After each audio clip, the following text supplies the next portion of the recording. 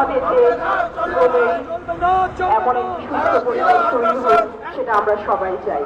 কিছুদিন আগে আমরা যে পরিবেশ থেকে উদ্যোগ করেছি, এখন আমাদেরকে অন্য আরেকটি পরিবেশে প্রতিস্থাপিত করা হয়েছে। আমরা যাদেরকে বন্ধু মনে করে সারা জীবন সবকিছু দিয়ে এসেছি, তারা বারবার সময়ের সাথে সাথে আমাদেরকে বিপদে ফেলে দিচ্ছে। এর জ্বলন্ত প্রমাণ হচ্ছে হুট করে আজকে দুদিন যাবত যে পরিস্থিতি দেখা দিয়েছে। গতকাল আমরা দেখতে পাচ্ছি যে ফেনীতে যে অবস্থা হয়েছে, সেটা রেড জোনে পরিণত হয়েছে। প্রায় 22 থেকে 24 ফিট উঁচু পানিতে চলে আসছে। ওটা এখন রেড জোনের মধ্যে পরিণত হয়েছে। সেখানে যেতে পারছে না কোনো ত্রাণ সামগ্রী নিয়ে, কেউ যেতে পারছে না। স্পিড বোট গুলো উল্টে যাচ্ছে, স্রোত এত তীব্র। তার এত তীব্র স্রোতের মধ্যে বোঝা যাচ্ছে যে সেখান থেকে আমাদের উত্তরণটি আমরা আরো ভয়াবহ রূপের দিকে ধাবিত হচ্ছে।